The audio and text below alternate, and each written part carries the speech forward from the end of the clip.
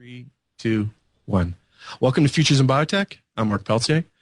Today we have a very special guest, and this is going to be somewhat of a special show. It's a little bit on the edge of what we might consider biotech.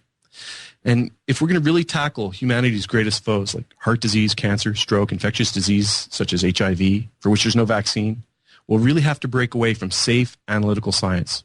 Real innovation takes risk, and unless we're willing to have the courage to take these risks, I believe these challenges will remain unmet. We have a lot to learn from today's guest in this regard. Among his responsibilities during the Apollo program included keeping a crew alive in space at a very early time for human space travel. It was not only a great engineering challenge, but a medical one as well. Biotech isn't just about DNA and proteins or about engineering life. It's also about sustaining life in extreme conditions. For this reason, I'm really excited to introduce Mr. Mike Vucelic. He's a former Apollo System Manager, Space Division of North American Rockwell Corporation, the prime contractor for the command module. By the age of 30, Mike Vucelic was in charge of over 300 NASA engineers on the Apollo program, and he himself was at the control panel for both Apollo 8 and Apollo 13. Mike left NASA in 1975 after successfully engineering the docking mission with the Russian Soyuz ship. Then at Rockwell International, he rose to corporate vice president. After that, he spent 20 years at Ideal Electric in Mansfield, Ohio, as president and CEO. In his role at Apollo, he took a great responsibility, ensuring the mission success and crew safety. He was awarded Presidential Award of Freedom by President Nixon for his contributions in saving the lives of Lovell, Swigert, and Hayes of Apollo 13. Welcome to the show. Good to have the opportunity to participate. I was really your son recommended you as a guest, and his life was sort of very normal for him, but not necessarily normal. So That's right. I think my wife, when she met with you a couple of days ago, she told you that for Nick, that was everyday occurrence that they are going to the moon again. Because on one of I think it was the second mission, my wife was going to take me to the airport to fly to Houston to go to mission control. And Nick was going to play with the neighbor. And my wife says, Nick, let's go take Dad to the airport. He has to go to mission control in Houston. And he says to the neighbor kid, I have to go. They're going to the moon again. And we were going to only second time for him was again. That was a normal occurrence for him. They're going, and he lived with astronauts, they were coming to visit. So he had some favorite astronauts. Wow. So he actually mentioned that while on vacation on the beach, every so often he'd see men in suits with dark black ties walking not too far away. Yeah, I think there was a small security. Yeah, it was, at that time we were all under observation, kind of. Very, very important and high risk, very expensive program and a very, very important one for humanity. So one of the things I'd like to do is start the discussion by learning how you became an engineer and how you made it. First, you came to the country in 1956. Yes. From Yugoslavia? Yes, actually, I came from Germany. I spent 2 years in Germany before I came to United States. I had an uncle in Pittsburgh who sponsored me to come to United States. And when I came to United States, he wanted me to stay with him in Pittsburgh to learn English, and get acquainted. And I told him, I'm an engineer. I know how to design airplanes, cars, parts, mechanical things, and I wrote to various companies, and whoever gives me first job, I had $50 in my pocket, but I said, I'm going to take the first job. And Cessna Aircraft Company in Wichita, Kansas called and offered me a job, and I went to Cessna. And then you started with planes. That's right, started with planes. And what kind of planes were you working at Cessna? Cessna at that time had a 182 and 172, and Dale Roskam was at that time marketing vice president, and his big dream was to retract the fixed gear on Cessna. And I came from Yugoslavia. It was a communist country. I was a refugee. And Dale called me and says, come in. Everybody tells me you can't retract that fixed, spring landing gear. You design. If you don't design it, I ship you back to Yugoslavia. So 3 months later, we had a prototype flying of the retractable landing gear. I'm sure my father, who was a private pilot, we had a Cessna 172. He always dreamed of the day of eventually owning a plane that could retract gear. Yeah. Unfortunately, we didn't make it. But my first design wasn't a very, very good design because I was trying to use a hydraulic pressure to open the door because Dale Rosca wanted to have a door. I told him, you don't need a door, because landing gear is way in the back. Anyway, and so those early Cessna 210s and also 185s, you see them at airports where they try to retract the gear and gear starts coming in and then it's going and then it's going. And one time Nick and I were at the airport and one of those was taking off and Nick was saying, there goes my dad landing gear. I said, Nick, wait a little bit because you will see how that landing gear is struggling to get in. And later on, Cessna just make that electric gear, and it was very good. But the first one was struggling to get in. Wow, that must have been a fun project. So you were a young man. Yeah, I was 25 years old. 25 years old, designing retractable gear. So this is a really, it's kind of an inspiring, career. Really, to really get involved, and I suppose it's somewhat ambitious to be taking on such big projects. Millions of lives there, because there's millions of Cessnas out there. Yeah, actually, at that time, when you look right now, the very low production rate of the small airplanes. At that time, when I came to Cessna in 1956, we were manufacturing 400 airplanes a month. Wow, that's amazing. It was But that was in part, I suppose, with space flight, and it's very, very innovative time for aviation. Yes, and I think when after in Wichita, Kansas, I met my present wife. At that time, she was a young student, and she was from Munich and loved skiing.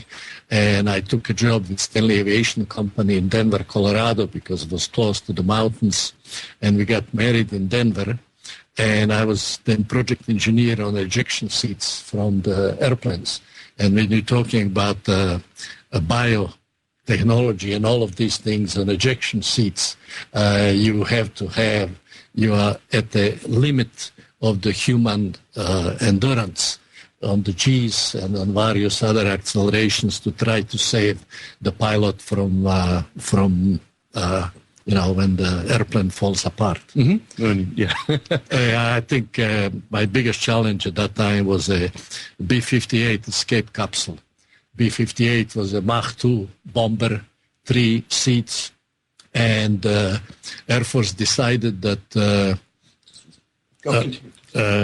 this was a high altitude bomber Mach 2 that they wanted to have a escape capsule, so that at Mach 2 you can eject safely and protect pilot. And when you look at B-58 escape capsule with the one big parachute landing with the pilot on the Earth, and you look at Apollo spacecraft with the 3 parachutes, this was essentially how I got on Apollo project, because we at Stanley Aviation joined with North American Aviation for an Earth landing system to design, to take our B-58 escape system, landing system with the parachute. And since our seat was 3,000 pounds and Apollo command module was 9,000 pounds, then we just used 3 parachutes. That's smart thinking. Yeah. Before we get to Apollo, I looked a little.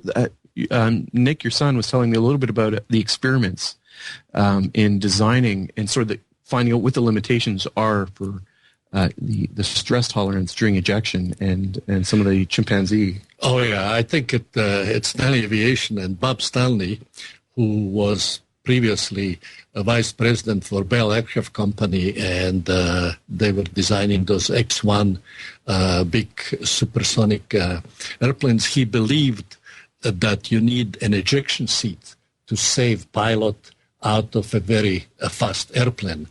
And at that time, when he was at Bell Aircraft Company, Bell Aircraft and Air Force were not interested really in ejection seats. So he moved to Denver, started his own company. And he was a really forward-looking man. And most of the time that we were designing were at the edge of human tolerance. I think Colonel Stapp established a limit on a rocket sled, 45 Gs, max that the human body could sustain. Was that because that's how much he could sustain? That's what he sustained. So he established 45 Gs. That was the Air Force limit. Nobody can do more than that. Because Colonel Stapp survived 45 Gs, and that was the limit.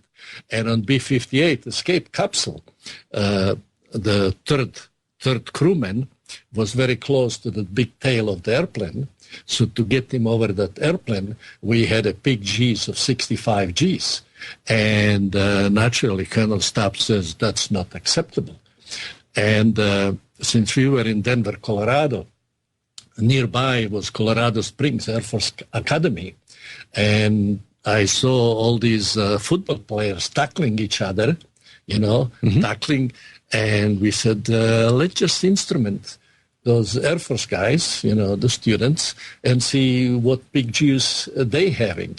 We instrumented the football players. That was basically 61. And they were exceeding 45 Gs. Oh, wow. They were actually exceeding 65 Gs. The colonel was... And the only way we finally convinced Colonel Stapp is that 45 Gs may be a limit on the human body, on outside of the human body. But what you are concerned about are the organs, and that all organs in the human body are spring-mounted, so that they basically absorb the shock.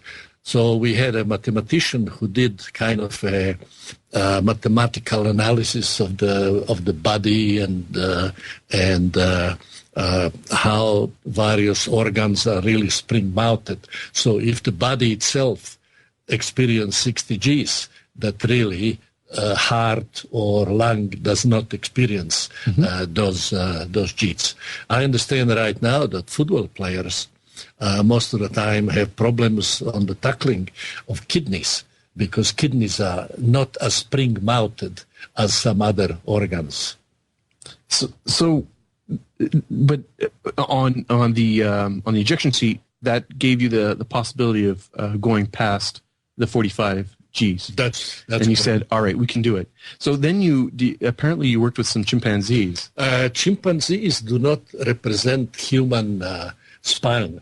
Okay. Bears are representing bears. So we were fortunately in Denver, Colorado, close to the Rockies, and we were getting bears, and we were on a simulated ejecting bears. But Colonel Stapp would not buy that either. He said you have to do 20 simulated ejections of a human being.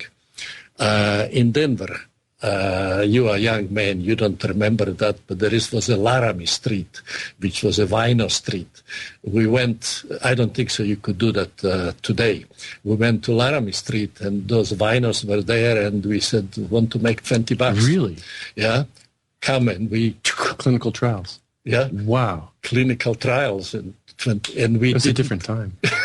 That was nice. That was great old times in Denver, Colorado. Wow. That was in 1960s. We did. And they all survived? Actually, we didn't even have a cracked vertebra, nothing. What we were doing is a simulated ejection, not with explosive, but with the compressed air, just simulating the Gs. Sure. And they would just, Did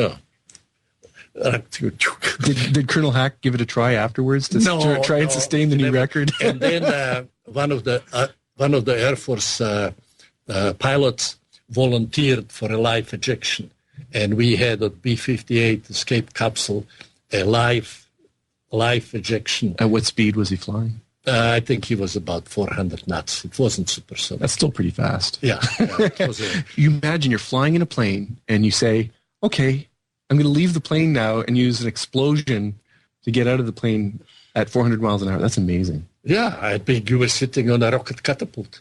Yeah, it was basically... yeah. Oh, so this was in flight or No, he was in flight. Oh, he was in flight. Okay. He was in flight. Yeah. He volunteered. Amazing. That took a lot of courage. Yeah, I think these guys are steel. They're really human steel. That really got you into aviation and aeronautics. Yeah, and especially when on 25th of May in 1961, President Kennedy announced to the Congress that before the decade is over, that we will land men on the moon. I was just about getting my citizenship. So in December of 1961, I became American citizen, and in February 62, I joined North American Aviation on Apollo program because I considered that the program, the way President Kennedy structured the program, was going to show the strength of the American technology, that we are better than the Russians.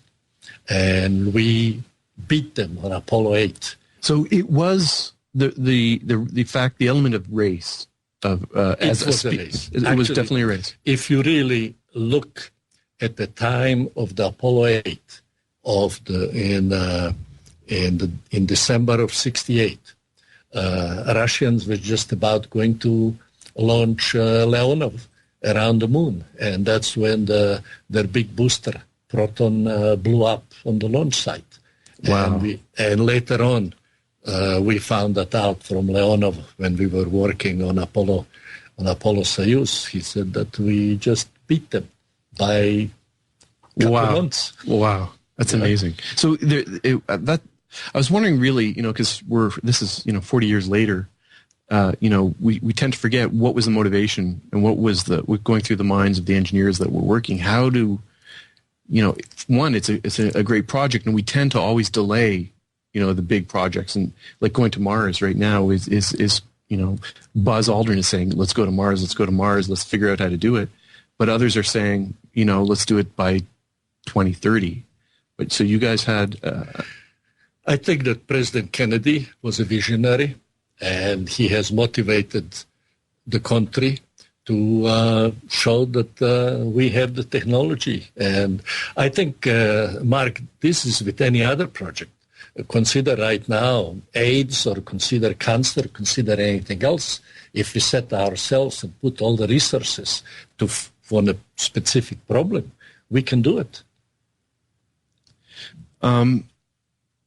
Definitely. But I don't think, one could say, let's not do space exploration and let's do cancer and heart disease. But I think they have to go hand in hand, because not everybody has talent in mathematics and engineering, whereas they might have really great talent in genetics and cell biology.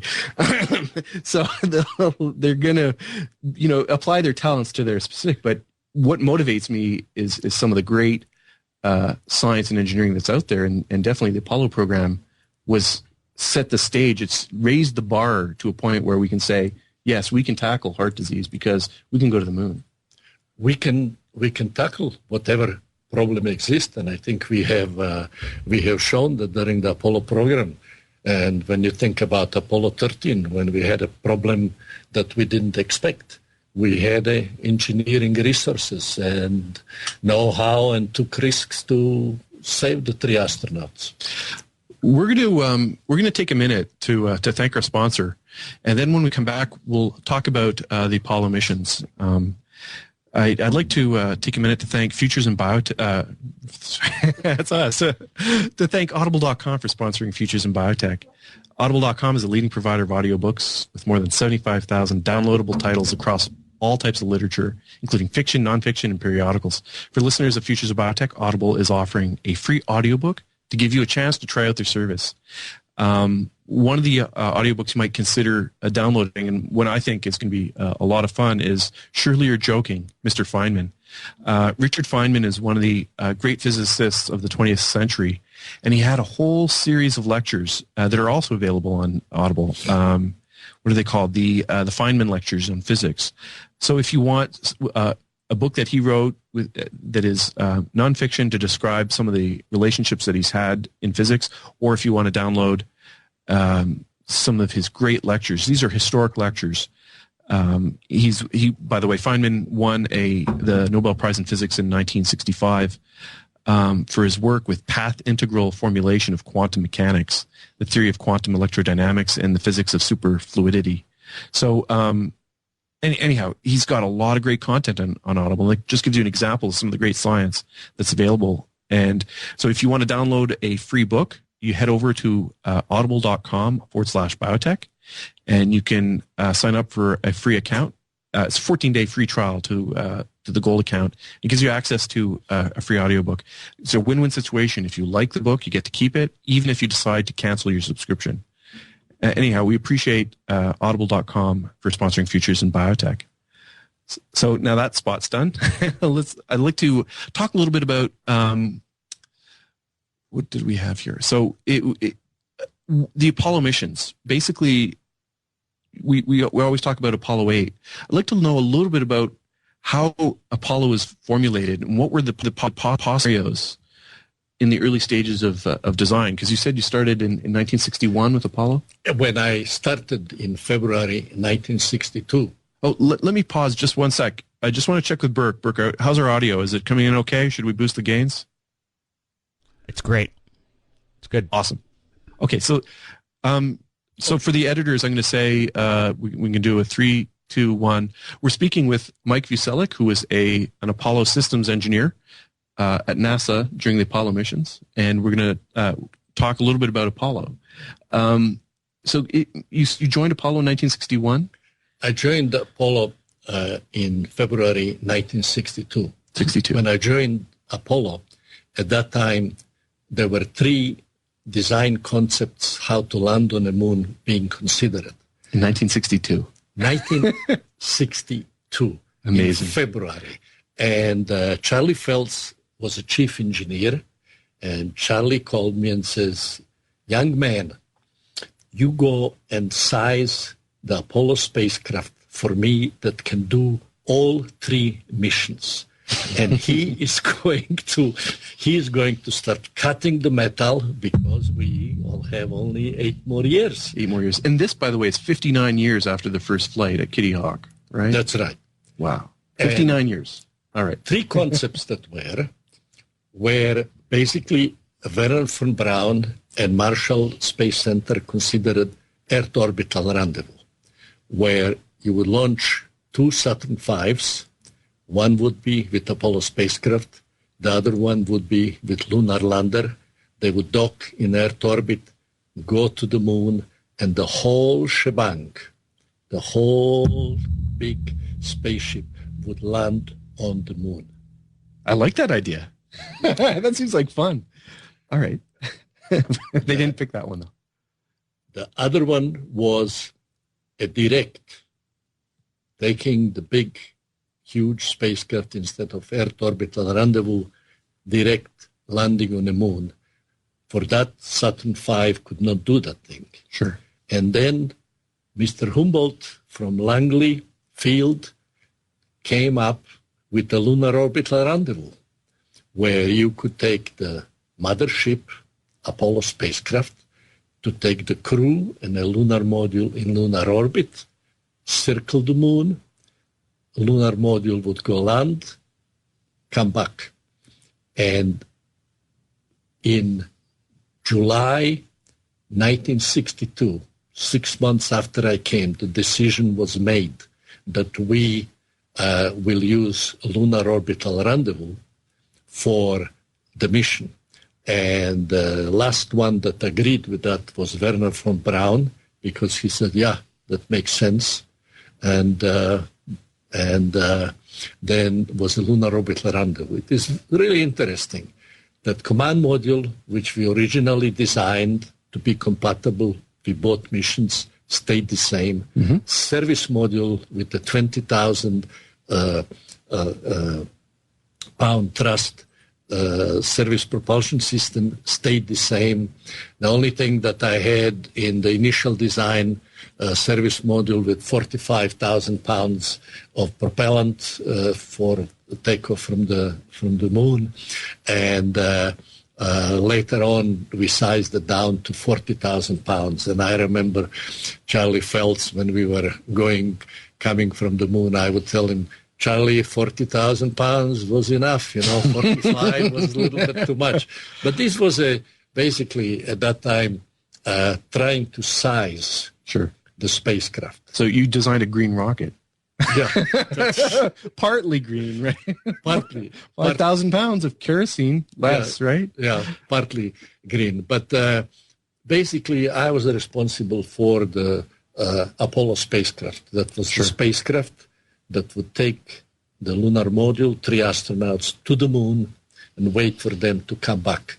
That is why I consider it really as our greatest and my greatest success was Apollo 8 mission, because that's when we have proven the concept of the mothership, that we could take Apollo spacecraft, launch it to the moon, circle around the moon, come back, and enter back.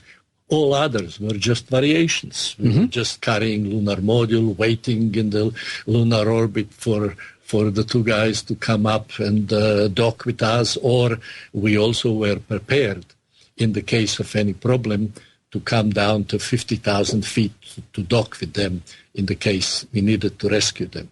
So we had capability for rescuing. Of actually flying around during the orbit of the moon. Yeah.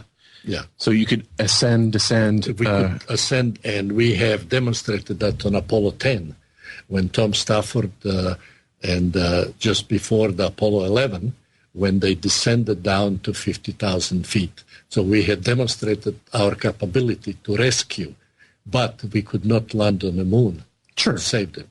But they had to come up to 50,000 feet. Amazing. So you didn't have to engineer any landing gear for it. No. I guess but if anybody could, right? You had the experience to do it. Yeah. So I'd like to know a little bit about how one designs a spaceship and how it was contracted, the business of it too. I mean, how does NASA say, well, we need a spaceship? They went to Rockwell, and you were at Rockwell at the time? Yeah, I was at the Rockwell, and we designed the spaceship. Initially, the spacecraft was not like Mercury and Gemini with 100% oxygen atmosphere. We had a mixed atmosphere, nitrogen and oxygen. And that is what we considered, except it was overweight. And when you try to save weight, what you do, you eliminated nitrogen. And by eliminating nitrogen, we could also lower the pressure of the oxygen inside the spacecraft, because all what you need is basically a partial pressure. You need 5 psi partial pressure oxygen to sustain life. So the question really was that instead of 14 psi mixed atmosphere spacecraft, which Russians continue to head, we were basically designing for a 5.6 psi, 100% oxygen atmosphere. Unfortunately, it made a lot of sense. But nobody was really asking if materials that we were using, if they were flame-proof at 100% oxygen atmosphere.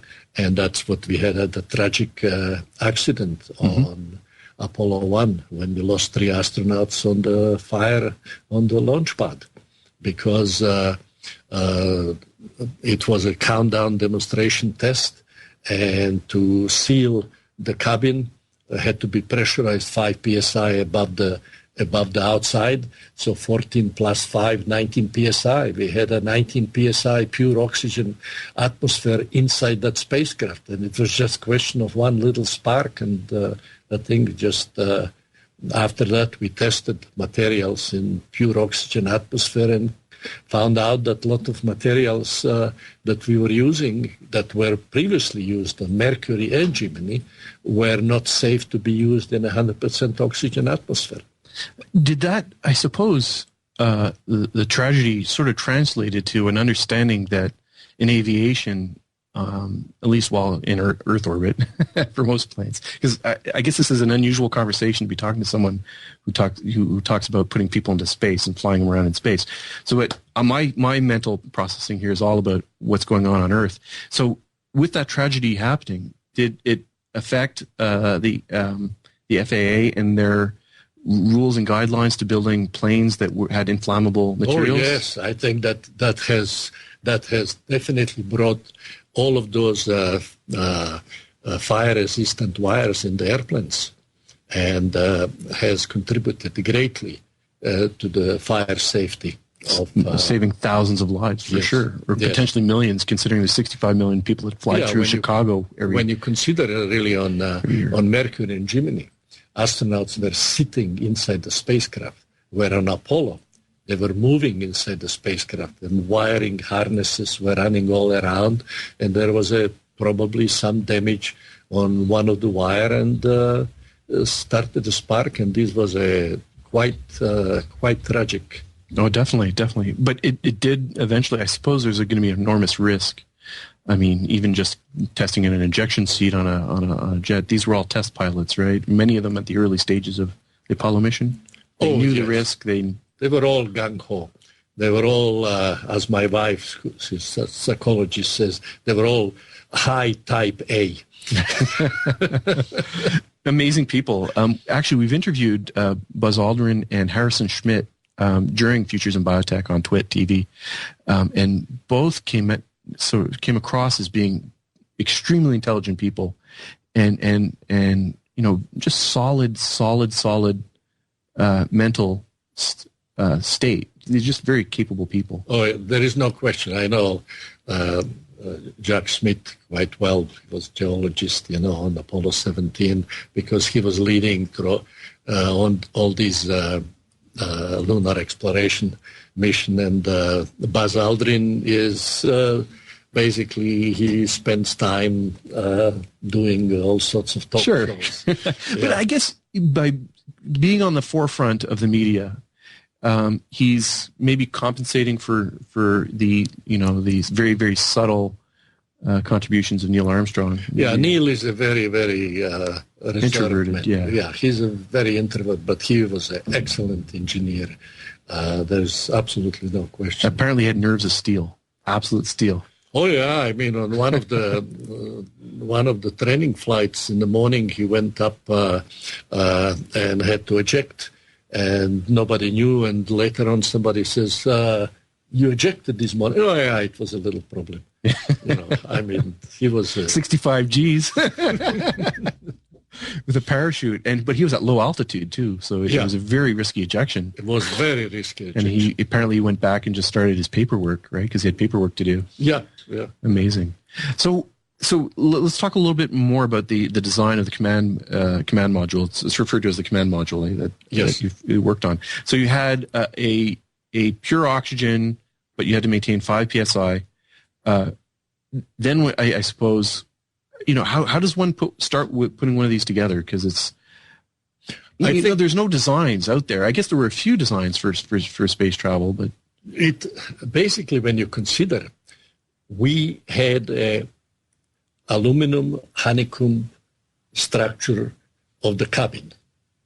And aluminum structure, you cannot exceed 200 degrees Fahrenheit.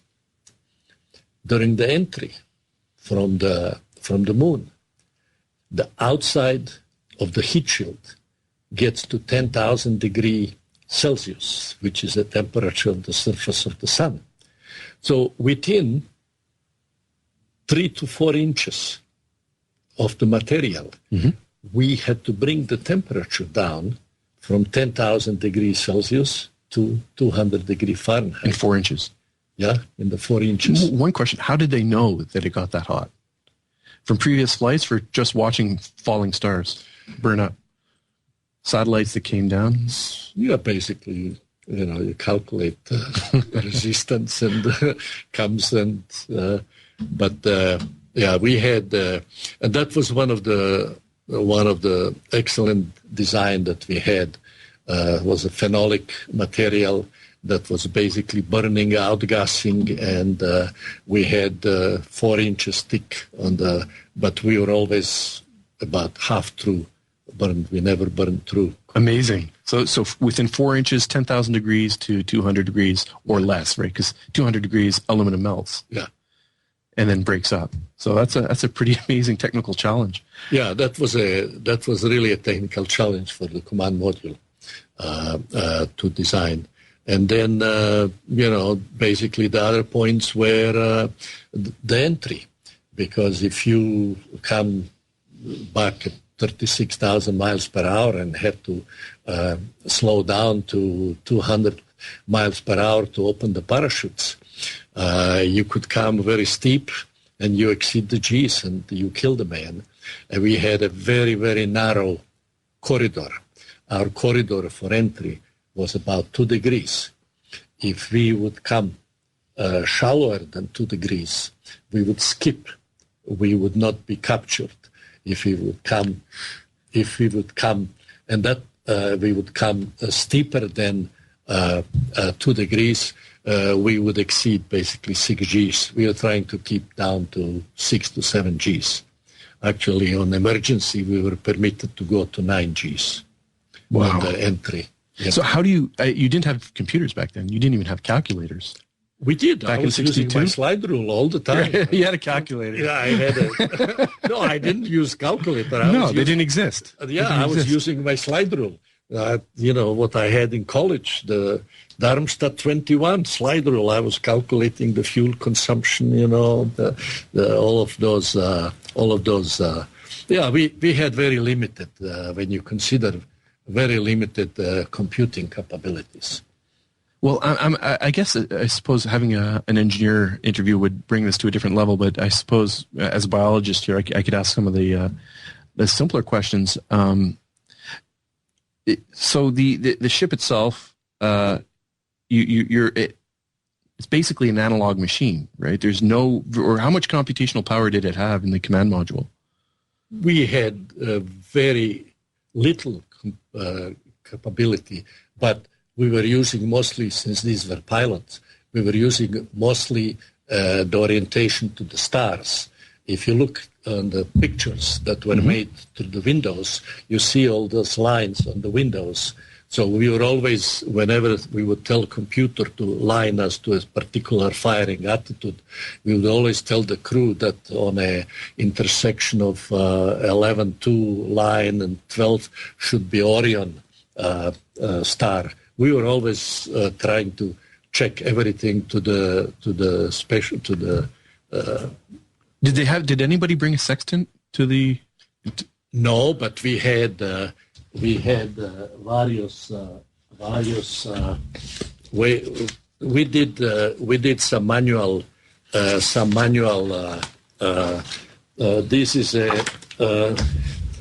is a particular Apollo Visual Pitch Attitude computer that we were. I'm going to switch to camera 1 here. So what we're looking at here for the listening audience is I'm going to show it up here. I don't know if we can see it. This camera 1 is over here. Yeah, I didn't know that we'll get. It looks like this is great. This is great. Sorry about that. Yeah. So it's like a piece of hard plastic with a circle that spins, sort of like an old compass. And so it's got the spaceship. So you could use this to compute angle. To compute your angle of the entry, because we were not these originally I have designed that based on request from Vali Shira on Apollo 7, because Vali was saying he wants on all those lines on the windows to make sure that he knows on the entry and we were considering always 400,000 feet as an entry interface, that at 400,000 feet, you should be able to see the horizon on the line, on that line. If you did not see that on that line, you were on the wrong angle. So on this ruler, enter manually. There's a diagram of the window. Yeah, and the lines on the window. A series of 400,000 feet. So little markings, and it says, wow. So this is basically Apollo Visual Yaw Attitude, computer. Yeah. And it's actually thinner than an iPad. But so if anybody looks, this is basically a couple of millimeters thick, and it was strong enough computer and application to... we were using that as a check. And this is not a teaching material? That was the actual flying material. This is the computer that helped them figure out, or help them check with the astronauts to make sure that they're coming in at the right levels. Yeah. Then you had to decide, I suppose, if they were coming off, they had to adjust the yaw or up and down. And so you guys are making those calculations for the astronauts. Yeah. You're saying, okay, you better fire for 0.5 seconds on with so much thrust. Yeah. Yeah, we had, that's the problem that we had on Apollo 13. Because we were still continuously venting during the return flight, that we were continuously, we were shooting for the middle of the entry corridor, and that every 5 or 6, every 5 or 6 hours when we were checking, we found out that we were coming shallow. We were coming shallow. Sure. So we were, but that was. Especially on Apollo 13, we had a problem because of the old debris from the explosion that was around the spacecraft to try to line up and finally we lined up to the line of a day and night on the Earth. Yeah, on the Earth. Before we go to Apollo 13, because it's an incredible story, I'd like to talk a little bit about Apollo 8, because in the research that I did, it suggested, or it said that you were at the control for Apollo 8. And there's a couple of pictures. So I think maybe we were planning on doing a slideshow. My computer is a little bit wonky here. Let's go to Skype. Okay, so what I'm going to do is we're going to describe these pictures for the listening audience. And for the people who are watching, try not to smack the mic boom. Okay, I'm just getting a message from Burke. Okay, so we're going to, I think, Mark, what you are trying to do is show that famous picture. Yeah, we're going to, okay, let's go to the Mac. Let's go to the Mac here. Okay, so what we have here is a picture from Apollo 8, and you were at the control panel for Apollo 8. Yes, but you know that last year, we had Apollo 8 40th anniversary celebration at the Aerospace Museum in San Diego. I was there, and there was still continuous argument between Frank Borman and Bill Anders, who really took this picture. Okay, so we're looking at a picture of the Earthrise over the moon. Yeah. And so who took it? Who do you think took it? Bill Anders claims that he did. And, but you know them, so who do you... I don't know who did it, but it seems Bill Anders had the camera. It's a beautiful picture of the Earth in just a little bit, what do you call it, gibbous Earth? I think, Mark, when you consider, that was one of the pictures that really brought to the peoples on Earth attention that Earth is such a small planet, and that we should take good care of that planet. Right. That's one of the famous pictures, Earth rising above the lunar horizon. And it seems that there was a lot of commotion in the cabin. Bill Anders was taking various pictures, and Frank Borman says, "Take that picture."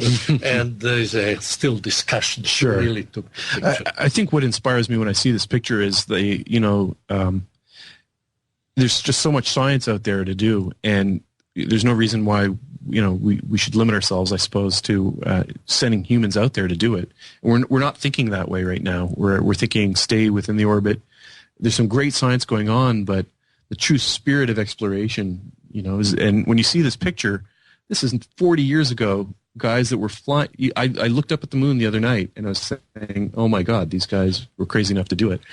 And it inspires. It's just very inspiring. So let's take a quick look at another picture here. How do I leave the full screen here? Let's close, and we're going to go to a picture of you at the console here, and so here's a photo of you sitting. Let's go to slideshow. What looks like a computer with the old CRT screens. You're sitting. You've got a pen in hand. Is there a computer keyboard? So if you could explain a little bit about what this picture is. So someone sitting at control. What was your job? My job was in the span room, spacecraft analysis room, in the mission control, analyzing the systems, analyzing operations of the systems in space, and bringing to the attention of the flight director, Gene Kranz or whoever was the flight director, that we have a certain problem, anomaly, and that we should be doing that, or the crew would report some anomaly. So I was in the spacecraft analysis room, a manager of the problems. I had, in the next building, I had specialists for each of the systems.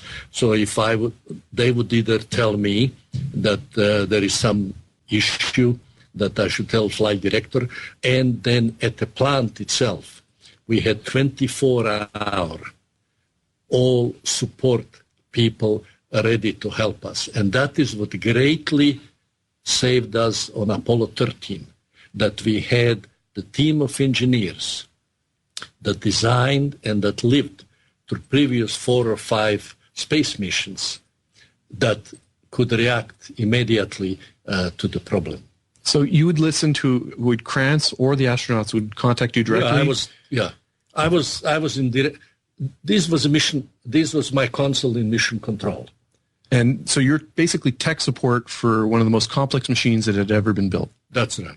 And with lives of 3 men, 100,000 miles from Earth. That's correct. All right. And then, but you've got a guy yelling at you, Kranz, or congratulating you for the success. But I don't think there's anything in between, right? There was he was a great guy.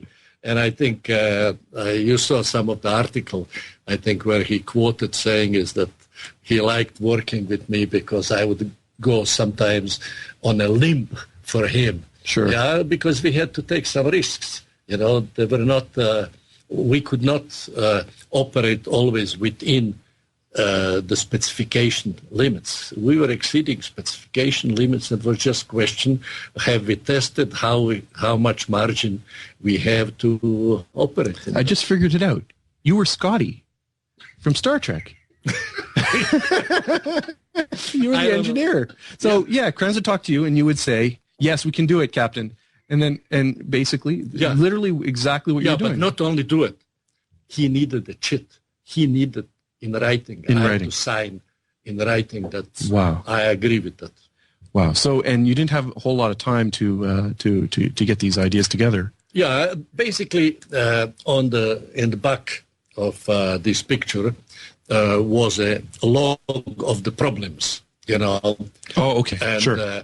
I was, with either George Jeffs, my boss, on the shift. We were 12-hour on the shift, or with George Merrick, or with Dale Myers, who was also my boss. Later, he was a NASA administrator. But when you come on the shift, you look at the log. The last problem that is still not solved, how many hours was that ago? And what hours are right now? And then if there were one problem an hour during that time, this was an easy mission. Okay. One problem at a time. Oh, Sure. piece of cake. If it was two, well, there is something happening. If there were four, there is something happening there. Yeah.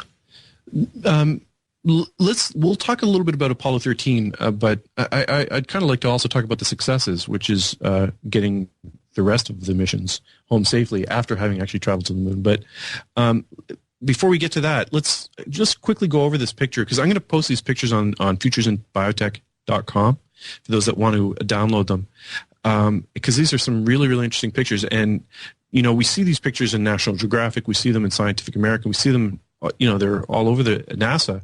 But I really don't understand what kind of console this is. How does this really compare to is this semi-analog computer? Is this responding to radio signals from sensors that are on the ship? Yeah, these are the real data from the ship. So analog data being sent by radio wave. Yes, directly to the ship. And you look at those data and then also put them on the charts to see the trends. And so on this computer screen, is it sort of an old Unix machine that would, or this is just numbers running? Real-time numbers. Real-time numbers of everything going on. Everything going on. Wow. And was it stored? Is this what this is? These are... No, you could run the charts. Charts, if you wanted, like on Apollo 13, when I came, I asked George, any problems? He says, no, look, the sheet is completely clean. I don't have any problems. Okay, so this is like a plotter with a little needle that traces the numbers over time. And George told me, he said, look at the oxygen tank 2 pressures, because we want to put the crew to sleep for 10 hours. Mm-hmm. And night before, we had an alarm about half time through the sleep cycle that woke them up because pressure was below 450 psi. And so as soon as I came in, I ran the plot of the oxygen 2 tank pressure for last 8 hours, and I saw the trend, which in 4 hours would bring that to the alarm, and we wanted to keep. And I told Gene Kranz, I said, Gene, before we put the crew to sleep, I want to steer up the oxygen tank. He says, it's not in a flight plan. You have to write me a cheat, Okay. So I wrote him a cheat, steer up the oxygen tanks before you put the crew to sleep. He told that to Capcom. Capcom told to Jack Schweiger. Jack Schweiger flipped the switch and the thing blew up. So that's the exact mechanism of Apollo 13. That's the exact mechanism of Apollo 13. We did not know that we launched the spacecraft with the bare wires inside that oxygen 2 tank. And those bare wires were, it happened during the launch countdown procedure, where they were trying to get rid of the oxygen inside the tank, and they applied the power. Cape power was higher than our spacecraft power, and it burned the wires. We did not know that we would not launch the spacecraft with bare wires inside the oxygen tank. But it was just a question when you activate the switch, when it's going to blow up. And we were quite lucky, I would say, that we blew it at that time because we still had a lunar module attached, and we could use lunar module as a... Let's save the how you problem solved and tackled the major crisis for Apollo 13 for a minute. I do have to thank our sponsors for today's show, and our next sponsor is Squarespace.com, and I'd like to thank them for sponsoring Futures in Biotech. Squarespace.com is the fast and easy way to publish a high-quality website or blog. Squarespace.com has... Now I'm going to describe a very long list, so pardon for my reading here. Easy-to-use UI for creating and managing a website or blog, optimized for both engineers and CSS experts, hundreds of design templates to choose from.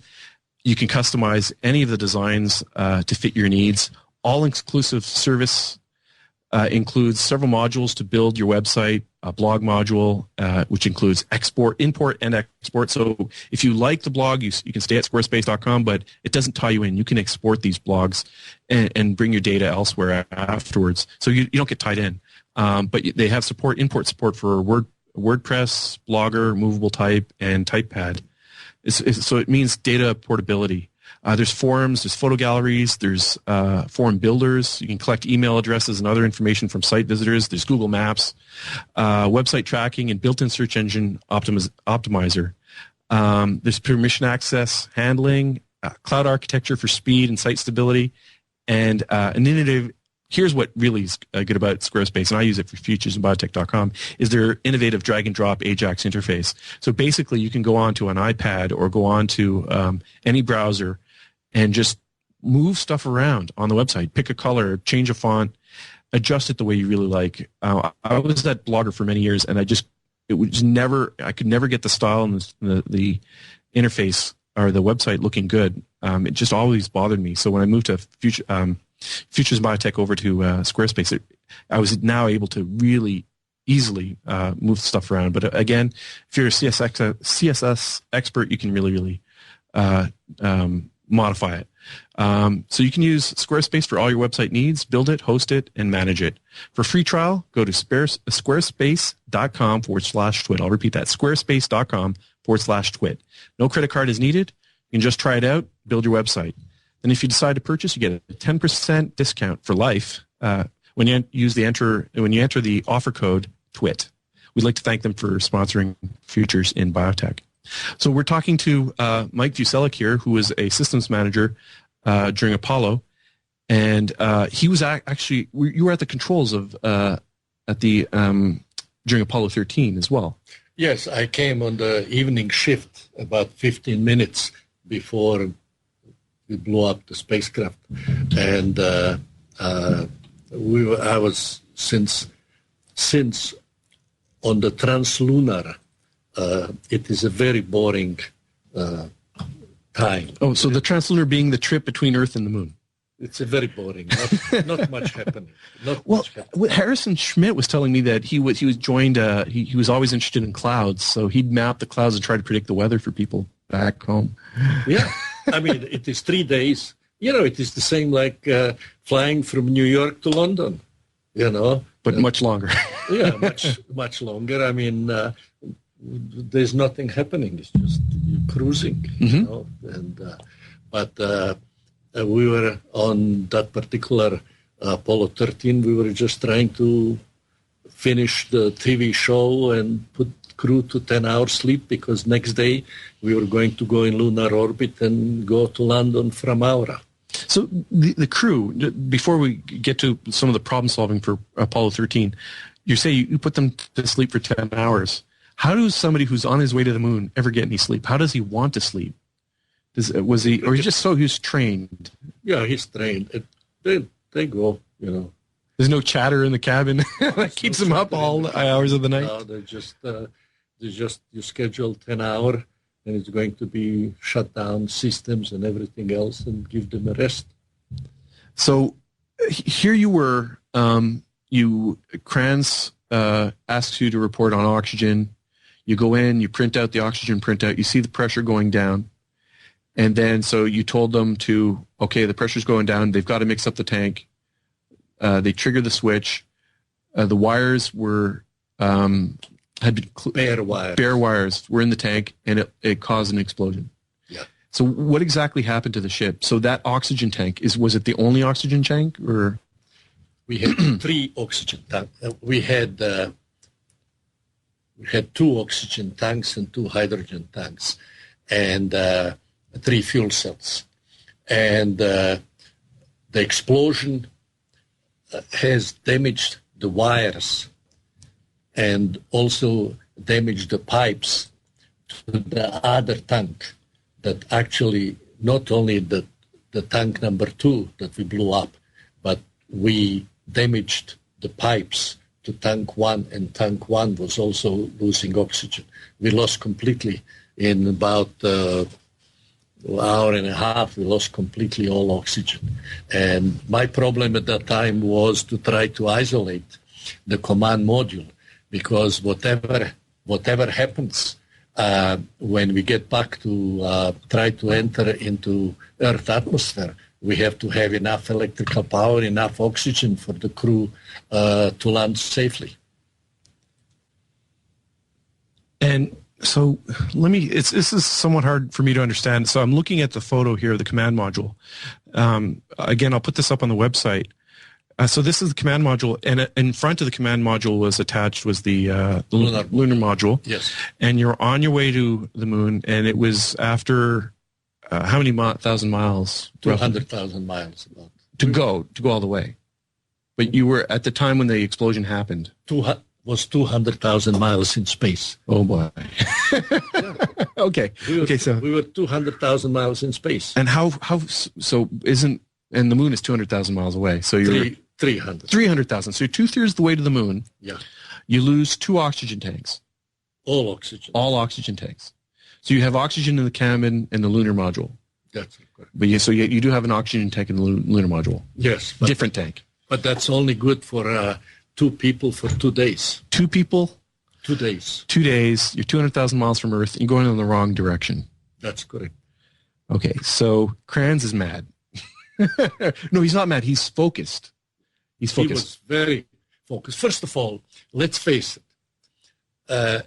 What did we blame first?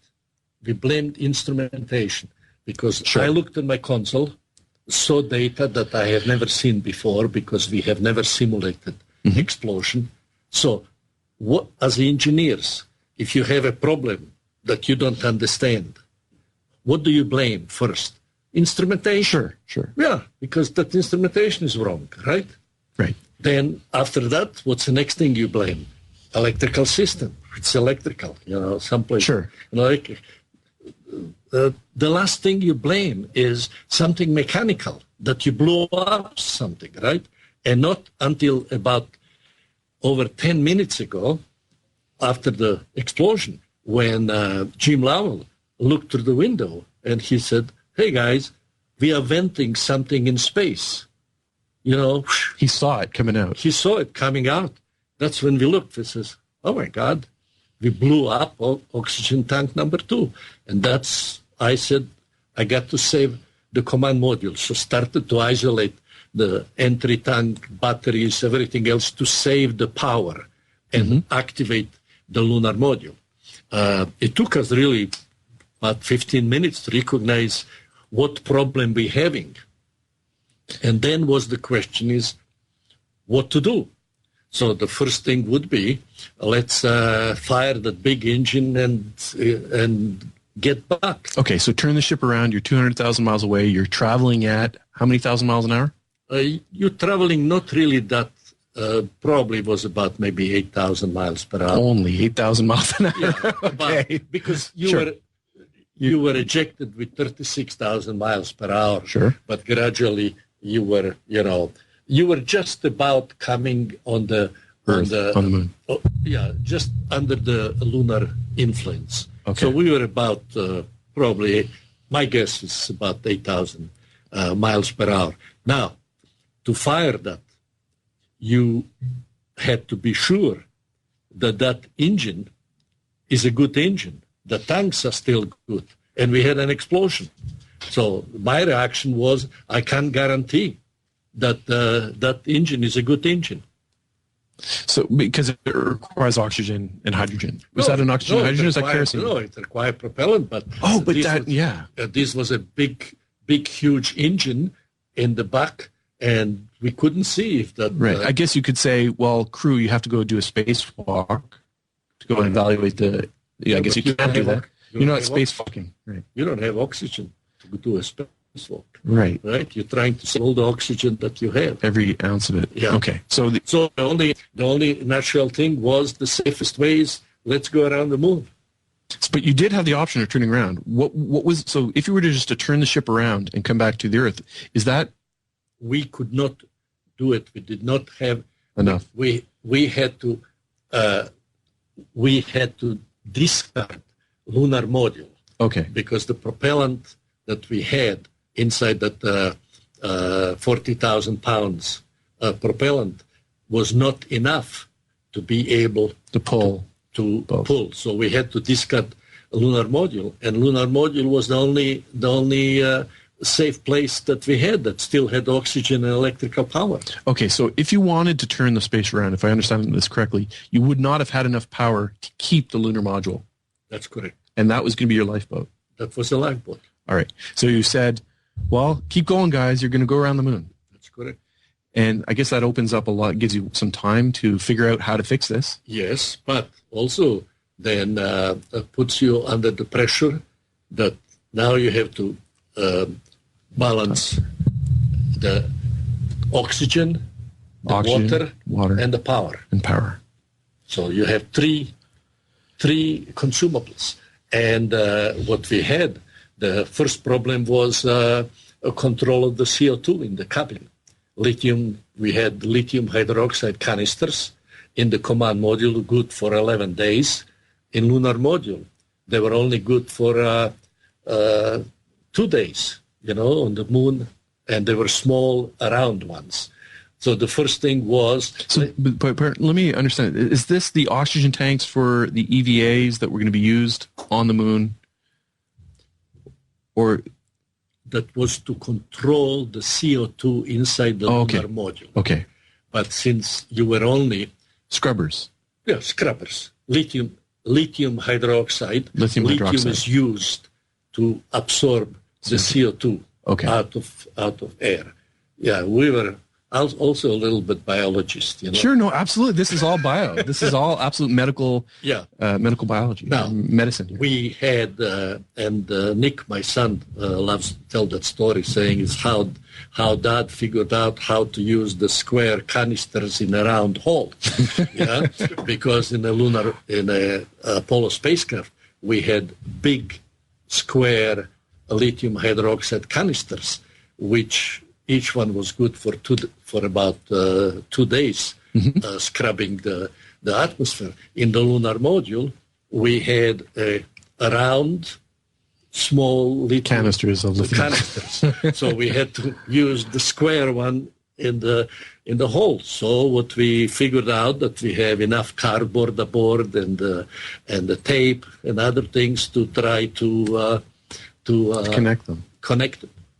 Wow. So at what point did you decide, the first decision was, where do we go? Do we turn around and come back? Or do you go around the moon? So you decided at that point to go around the moon. Yes. And then within how many hours, what were the first problems? I guess those were the three resources that you had to manage. And power down everything. Power down everything. Power down. And first thing is that normally in flight, we have never powered down the command module completely. That was first time in flight that we had to power down the command module completely shut down. Completely shut down. But you need that later on. That's right. Then we had to figure out. You didn't have a checklist for this. We didn't have. We ginned up a check. So first of all was a shutdown checklist, and then was for next 2 days to try to come up with a power up checklist, which normally at the countdown at the Cape, you were powering up command module over 2 days period of time. Sure. We didn't have the time. Didn't have 2 days to go through the whole checklist. 2 hours. And Gene Kranz figured out, how much power he can give us. So he gave us 2 hours, and I think was 8 amps that we can use, only 8 amps, 2 hours to power up the command module. So we had to. So that's what I was managing at that console. The problems, guys back home. How many people did you have answering your questions? Because you were, at the pivotal spot here. Were there a couple hundred engineers at Rockwell and around the world? Thousands. So you had thousands. So that's crowdsourcing. If you had Twitter, right, you could have done it. Thousands. Twitter would have done it, right? But so you didn't have Twitter. You had your own network. Yeah, incredible network of phones and. Yeah, I mean, it was just red phones and just saying hey guys, Downey, and Downey was the main support. Downey figured out the power-up procedure, and you're going to have only 2 hours and maybe 8 or 10 amps power to do that. Wow. Okay, so there's the power down, then there's the oxygen. Then there is the oxygen. Cleaning up the oxygen, getting the CO2 out of the air, and then getting CO2 out of the air. There was another problem. That Jack Schweigert, who was put 3 days before the flight, on the flight, an explosion happened April 13th, and he didn't file the tax return. And in the middle of all these CO2 buildup, suddenly Jack Schweigert says, hey guys, I need an extension of my income tax filing. And started scrambling for the form, to fill out the form.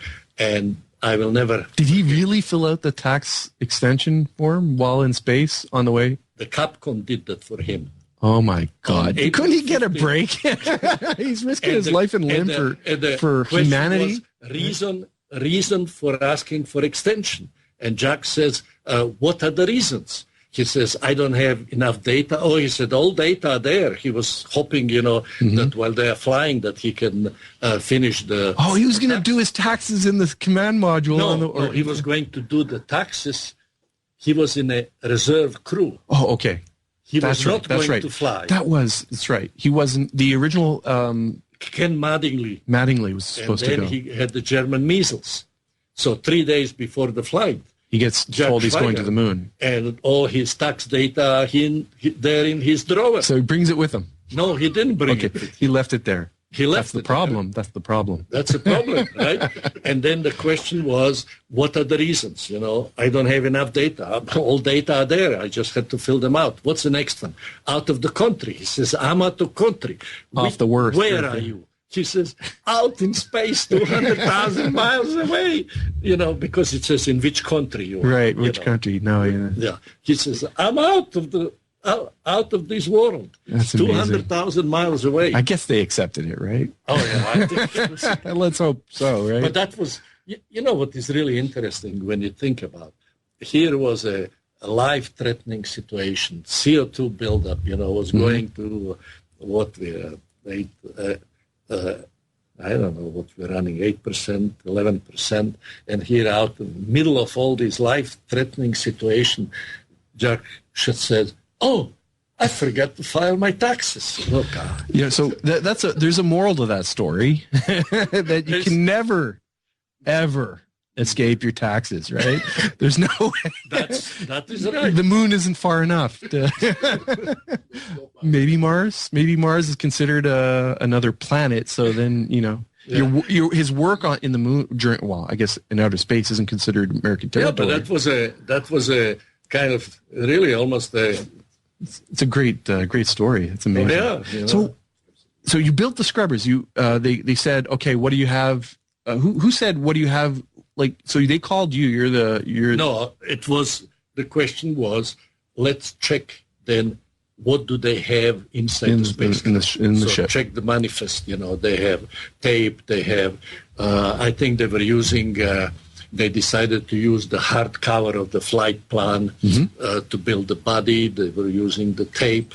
So only thing what they had inside the spacecraft. There was nothing else that you could give them. And they worked. And it worked. And then you looked at the oxygen levels or the CO2 levels in the machine on the paper, and it came back up. Yeah, but I didn't do everything. No. I was manager of the problems. Hey, guys, figure that out. Sure. Guys, figure the checklist. Figure that out. I was a traffic manager.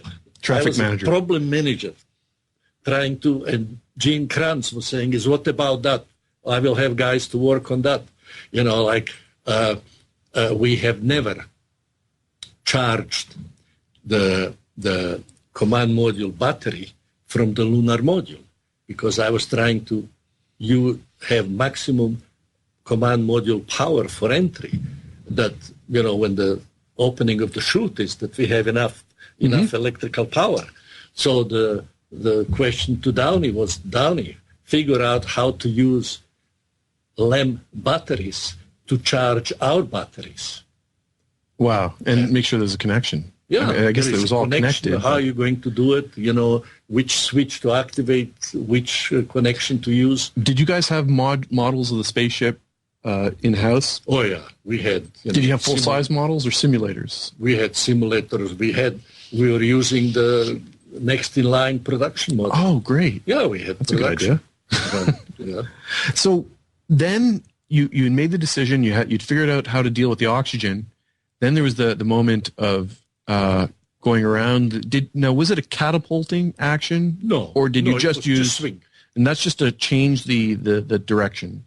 Yeah, but the point was also that then the question was how much oxygen, how much power, how much water, because they were quite dehydrated, we have, and how much we had propellant, in the lunar module.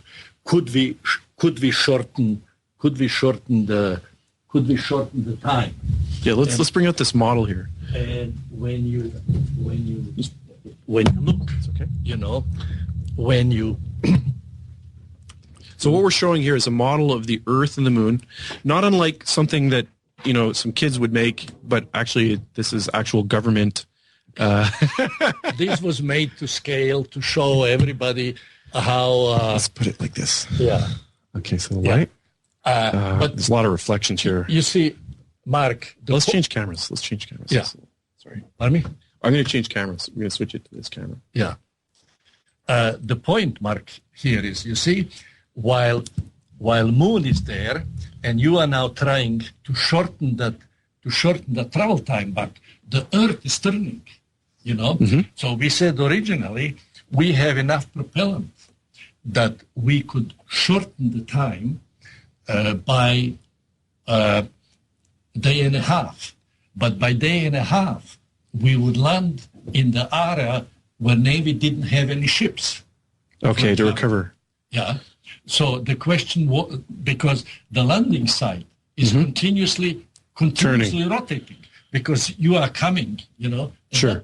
That's why we use this, we use this model quite often for ourselves, because of the various, whoever designed this system, Almighty, Sure. didn't give us a very simple solution where the Moon is in the equatorial plane going around. It is going on the 12 degrees toward the axle, and was difficult to kind of envision that.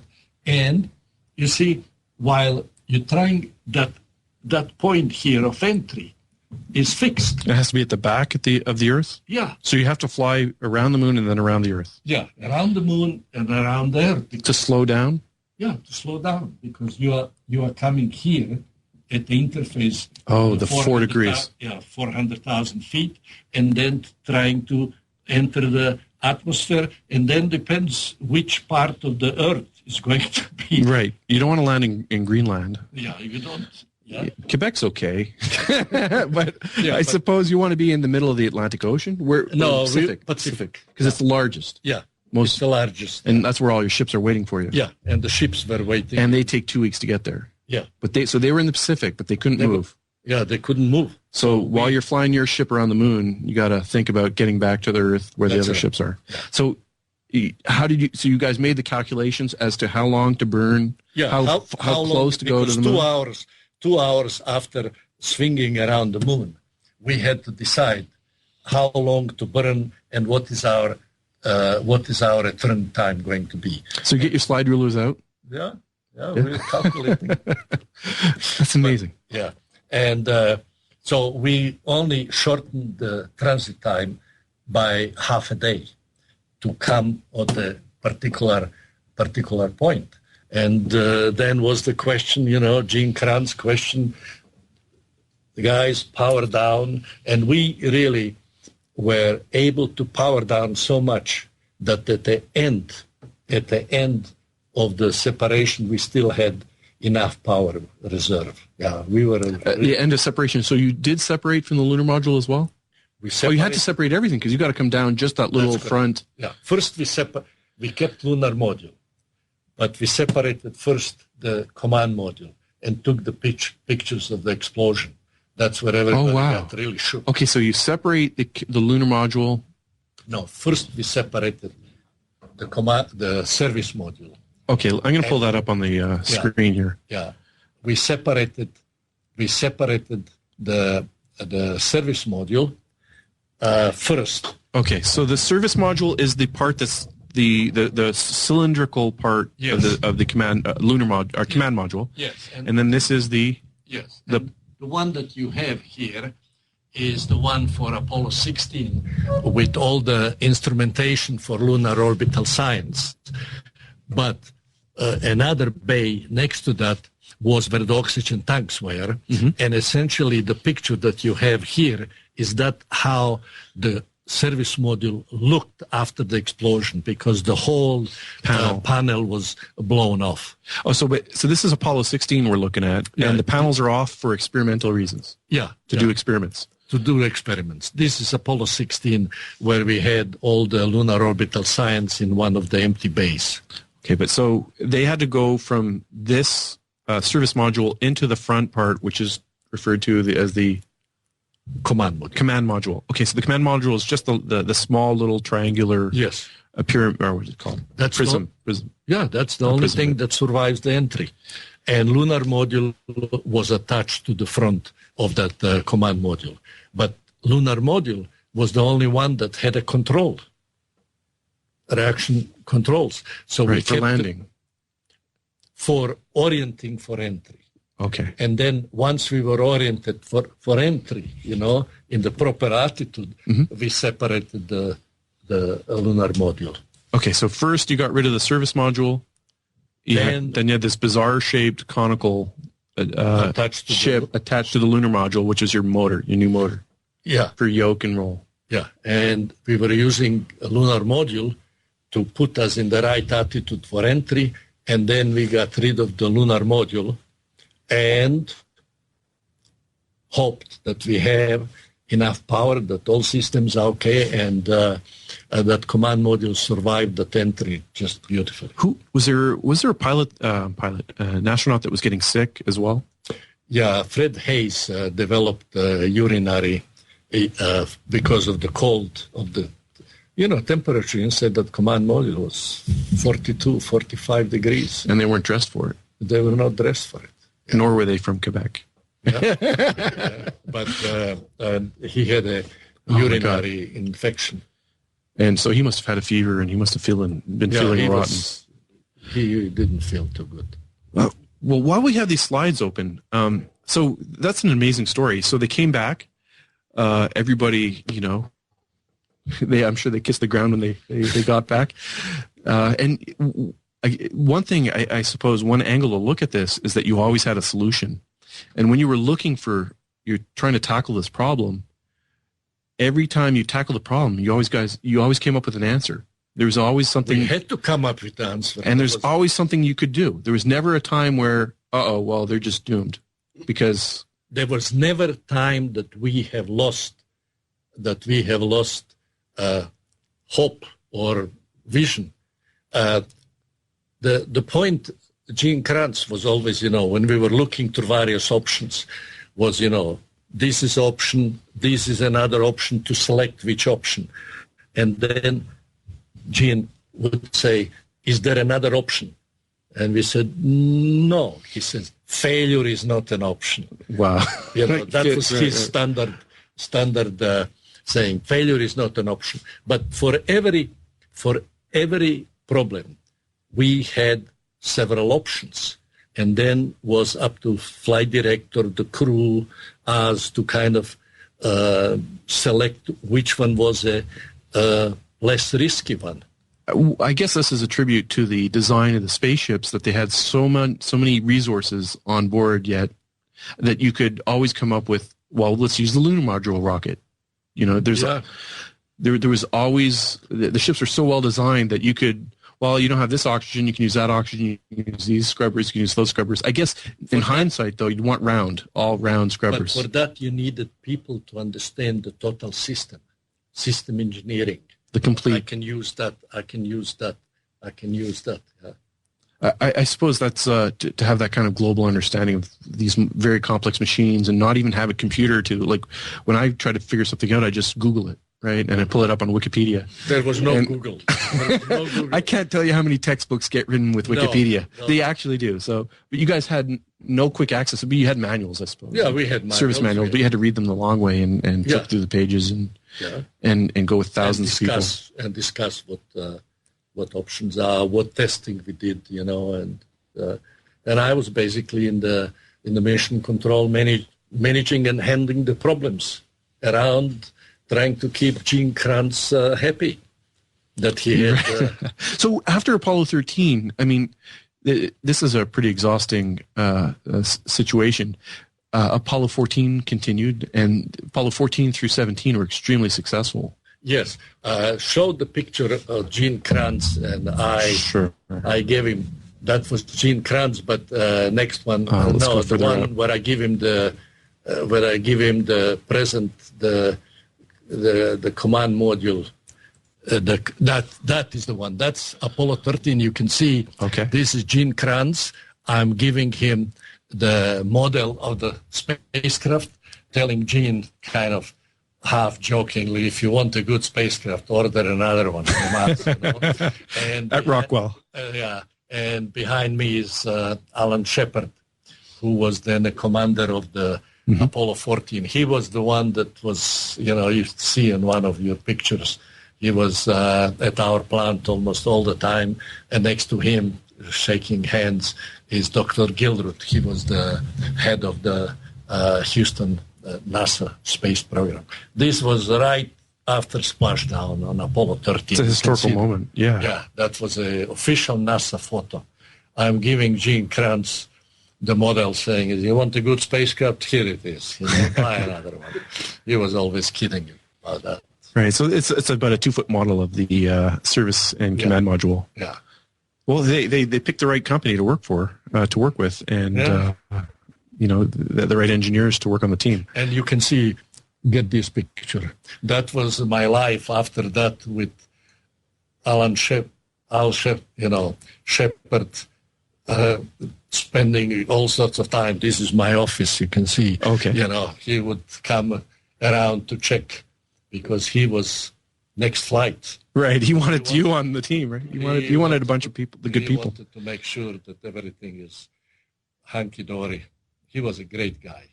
Alan Shepard was really a great astronaut. Well, that's amazing. Okay, so we've got a couple more photos here. I think there's two topics I'd like to cover just before we go. One was that you continued on after Apollo with the Soyuz project.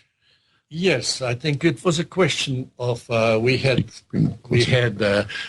3 surplus spaceships because 18, 19, and 20 were eliminated. And NASA was looking for a way. And this picture that you're showing here with General Bregovoi, Soviet cosmonaut who was at that time commander of all, was taken at our plant in Downey 3 months after Apollo 11 landing. This was in October 69, where we invited the Russians to tell them that we really like to cooperate with them on a particular mission. It was a lot of mistrust, and we had to overcome that mistrust because we were competitors, and suddenly from competitors, you're trying to be cooperatives. And I think his question was, why do you want now to cooperate with us? You won, right? You won. Yeah, but to fly, we need Congress, support of Congress. We need funding. And unless we cooperate with you, we're not going to be funded. And since after Apollo 8, Frank Borman established kind of me as a big guy with President Tito of Yugoslavia, that, Tito was asking him, were you not afraid on Apollo 8 to fly first time around the moon? And he says, no, there was a Yugoslav, Mike Vucelic, in charge of the program. So so Tito was I was becoming favorite son. And since he was the leader of the non-aligned nations, U.S. State Department decided that we will use Tito to convince Brezhnev that indeed United States wants to cooperate. And there are a couple pictures here. I was sent for a State Department on a mission to President Tito so that he, when he meets with Brezhnev, talks about that indeed Americans are serious about cooperating with Soviet Union. So when President Nixon came to Moscow to sign the disarmament in 1972, I think it was in June, that disarmament contract was not ready to be signed. And, when two leaders meet, they have to sign something. Oh, they have to. Yeah, there's got to be a photo. And the only thing what was available was Apollo-Soyuz mission. So that's how we become official in 1972. And that was, then I started working very closely with Leonov, the Russian cosmonaut, and it was a great cooperative spirit. Really. So there must have been a lot of translating of documents and stuff. And you speak fluent Russian? Yeah, I spoke fluent Russian because we were, after the war, all our universities had Russian professors, and I spoke Russian, and that's what Beregovoi was first says, what's that guy speaking Russian with me, And I was just telling him, I'm just a Slavianskaya dusha, the Slavic spirit, We are all Slavs, Right. Yeah. So it was a lot of trying to overcome the mistrust because we were competitors and we beat them. And then the question was, why? Maybe if you could... I think this is a very interesting picture. We have originally designed Apollo for 3-man crew for a 14-day mission. Right. So we're looking at a picture, by the way, for the audience that's listening, of the what do they call it? The command module. Sorry, that the triangular shape, the tip of the ship of Saturn V rocket. And we're looking at 3 astronauts sitting in the front, but very strangely, we're looking at 2 astronauts in the back seat. Yes, because instead of having to have supplies, food, and everything else for 14-day mission, we could eliminate that and we could put 2 more seats.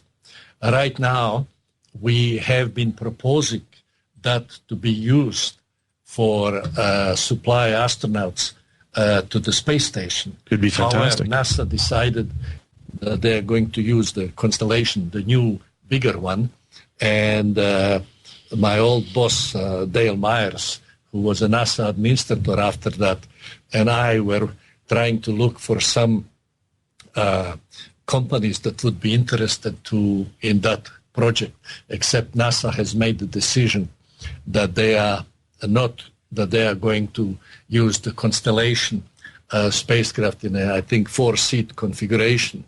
Dale Myers and I had a... Has that flown yet, though? Pardon? Has the Constellation flown yet? No, it was just done the test with the launch escape system. But astronauts have a trust in the Apollo command module. Bill Anders, we had a discussion, with him, Dale Myers and I, and he said, who's going to trust some commercially developed spaceship to go to the space station and back? We have all the Apollo command module. So here it is, 5 seats. We could go, but NASA has made the decision that they want to have a Constellation. Constellation. I'm not familiar with the Constellation. Constellation is Apollo on what you call the athletes are using for the muscles. Steroids. Steroids. Okay. Constellation is Apollo spacecraft on steroids. Yeah, for to be designed for 6-man astronauts. Right now, I understand that Constellation is going to be used as a rescue ship on a space station. So right now... Isn't this cheaper, though, to use something that you already know how to make? And oh, yes. That talk with... how many $1 billion could be saved just taking, hey, let's build another Saturn V and... That's our point. Our point is we have a proven Apollo spacecraft which we have designed to be able to accommodate 5 people for a short mission, going to the space station and coming back, and why not to use it? Unfortunately, right now, we don't have any backing. NASA has made the decision that they will use the Apollo on steroids, Sure. and we, the old guard, are still fighting. Right. We are still Well, fighting. hey, maybe this could be used to bring people to the transition ship that flies between Earth and Mars. The what do they call it? The orbiter. The Buzz has this name for it. Do you agree with that? Do you think we should go to Mars? Depends if we have money. Priorities. But anyway, this is right now a very controversial subject. Transport, because in the meantime we are going to be using Soviet Soyuz paying Russians $50 million per seat for transporting astronauts back and forth to the space station. I suppose it works. It works. But it doesn't hire anybody in Ohio. That's correct. But here, Mark, you have a campaign now. All right. Apollo more than 3 seats. Yeah, you have a good picture. A 5-seat Apollo. So we should get the Twit Army to write letters. Yeah. There's a good 600,000 people. I think we could write a letter. Actually, writing letters to your congressmen and senators is actually a great idea. Use Apollo spacecraft for transporting the ship to the space station. Yeah, but what they need to really do is put a big rocket on the space station and get it to fly throughout the solar system. They don't have to land on every planet. They just have to send humans around those planets. Right? Because I don't know, Mark. We're just orbiting. So let's call it a day. Are we out of time? But sure, we've been on the network for a while. Had a chance to show that, and that your audience may support us with this idea to use the 5-seater. Yeah, command. Proven Apollo spacecraft to transport. It works. It sent 24 men to the moon. Yeah, and brought them back. Yeah. I think that's the biggest demonstration of any kind of engineering endeavor that's ever existed on Earth. And my hopes is that we will take on similar challenges within my generation, or at least my kids' generation, because we can't stop. We just can't stop the exploration. That's what I like to do. That's why I like to give talks at the high schools, at the universities, to motivate people on the technology. Because right now, most of the people are after biotechnology. But well, hey, if you're in space and you've got to live there for 3 months, you better have some serious biotech. Because if you had some biotech, you could, one, put the astronauts, you had an oxygen problem, put them on low metabolism, right? Get them to use a quarter of the oxygen and put them in a deep sleep. Put them in a what do you call it? Semi-hibernation mode. There's all kinds of medicine and biology that could come out of a program that asks one to develop this. That's subject for your next interview. Absolutely. And for those out there in the biotech world, go out there, pick a disease and fix it, right? If these guys can fly to the moon in 1968, fly around the moon, we can pick a disease and fix it here from our own labs. So pick a disease and fix it. Find out what the drug target is, make a drug. Find out what the gene is, develop a gene therapy. There's all kinds of stuff you can do. I'm working on brain swelling. So we've picked brain swelling from brain trauma and from stroke. That's what we're going to try to fix and, hopefully save 1 million lives. I was really impressed with your lab. Thank you. Yeah, I was really impressed. Well, your lab is huge, hundreds of thousands of miles to play with. So I'd really like to thank our guest today, Mr. Mike Vucelic, former Apollo system manager at NASA and Rockwell. I'd also like to thank Burke McQuinn for handling the audio and video boards at today's recording. I'd also like to thank the team that make this possible: Leo Laporte, Dane Golden, Eric Lanigan, Tony Wang, Frederic Louis, and the rest of the team in Petaluma, California. I'd also like to have a special thanks goes out to Colleen Kelly for all her great work that she's done building the Twit network. Without her, it wouldn't have been done, and all her work, even with Futures in Biotech, has been greatly appreciated. Best of luck in your new career at Google. Also like to thank Nicholas Vucelic, Mike's son, for coming up with the idea of inviting his father to be on the show. That was greatly appreciated. And I appreciate the opportunity. It was an honor to have you on the show.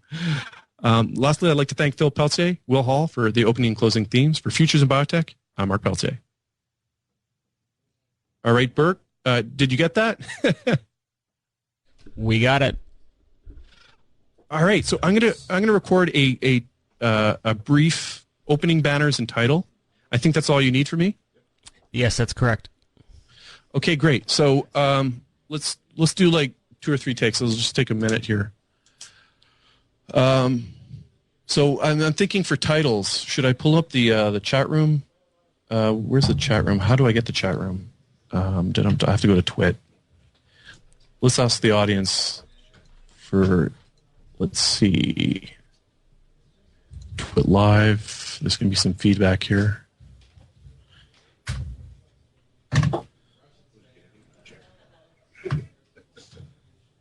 Yeah, we're here. We'll make this quick. So I'm thinking to the moon and back for mission control, but I'm going to log in here.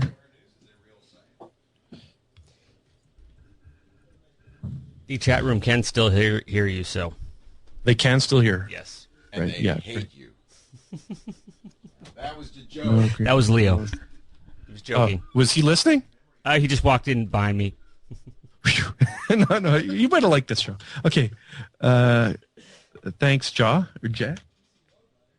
How about it's really good show. Enjoy listening the whole time. Thank you, Loquacious. How about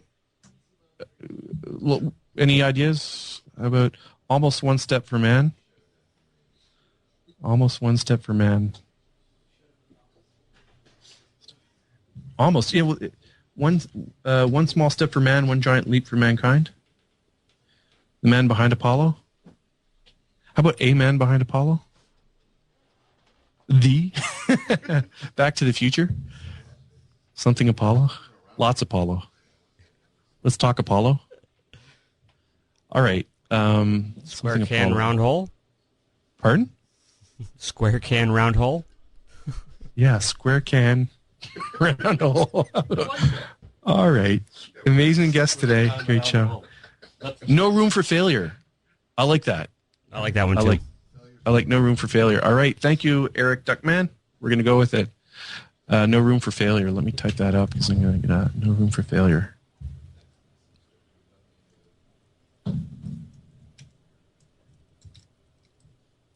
Failure.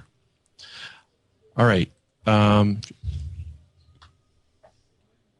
So the title on 3, 2, 1. This is Futures in Biotech, episode 59. No room for failure. One more This time. is Futures in Biotech. Oh yeah, okay. This is Futures in Biotech, episode 59. No room for failure. And the opening banners. This episode of Futures in Biotech is brought to you by Audible.com. To download a free audiobook of your choice, go to audible.com/biotech. This episode of Futures in Biotech is brought to you by Audible.com. To download a free audiobook of your choice, go to audible.com/biotech. And by Squarespace.com, the fast and easy way to publish a high-quality website or blog. For a free trial and 10% off your new account, go to squarespace.com/twit. And by Squarespace.com, the fast and easy way to publish a high-quality website or blog. For a free trial and 10% off your new account, go to squarespace.com/twit. All right? Okay, that was great. Great. Thank you very much. Do I need to send... Okay, I'm going to send Dane a little blurb, a little